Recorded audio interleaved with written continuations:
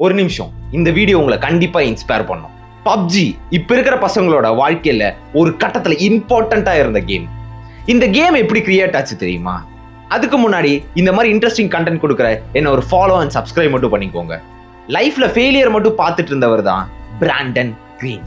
இவர் ஃபேமஸ் இல்ல, ரிச் இல்ல, சக்சஸ் இல்ல. அதே மாதிரி எக்ஸாம்ல, ப்ராஜெக்ட்ஸ்ல, ஏன் இவரோட வேலையில கூட தோத்து போனவரா இருந்தாரு. இவரோட வாழ்க்கையே ரொம்ப சாதாரணமா, ஒரு கிளியரான ஃபியூச்சர் கூட இல்லாம இருந்துச்சு. இவ்ளோ தோல்வியிலையும் இவர் இறுக்கமா பிடிச்சிட்டு இருந்த ஒரு ஐடியா இருந்துச்சு. ஒரு கேம், அதுவும் சர்வைவல் கேம். அதுல ஒரு செகண்ட் சான்ஸ் இல்ல, அதுல ஒரு ரீஸ்பான் இல்ல. இந்த ஐடியாவை இவரோட ஃப்ரெண்ட்ஸ் கிட்ட சொன்னப்ப அவங்க எல்லாருமே சிரிச்சாங்க. இந்த கேம் ரொம்ப ஸ்லோவா இருக்கு, ரொம்ப ஆடா இருக்கு, அண்ட் இந்த காலத்துல யாரும் ரியலிசம விரும்ப மாட்டாங்கன்னு சொன்னாங்க. ஈவன் கேமிங் கம்பெனிஸ் கூட இந்த ஐடியாவை ரிஜெக்ட் பண்றாங்க. ஆனா என்னதான் ரிஜெக்ஷன் மேல ரிஜெக்ஷன் வந்தாலும் இவர் அந்த கேமை ரீபில்ட் பண்ணிட்டே இருந்தாரு, இம்ப்ரூவ் பண்ணிட்டே இருந்தாரு. கடைசியா ஒரு கொரியன் கம்பெனி இந்த ஐடியாவை அக்செப்ட் பண்றாங்க. அதுவும் இந்த ஐடியாவை பார்த்து இல்ல, இவரை நம்பி, இவரோட கிவ் அப்பே பண்ணாத மைண்ட் செட்டை நம்பி. இந்த கேம் ரிலீஸ் பண்ண டைம்ல நிறைய பேர் இந்த கேமை குறை சொன்னாங்க.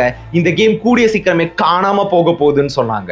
ஆனா இந்த கேமை விளையாண்ட பிளேயர்ஸ் கிட்ட ஒரு பயம், ஒரு டென்ஷன், ஒரு ஹோப் பார்க்க முடிஞ்சிச்சு. அண்ட் இந்த கேம் கொஞ்சம் கொஞ்சமா வளர்ந்து இந்த உலகத்திலேயே நிறைய பேர் விளையாண்ட கேமா மாறுச்சு.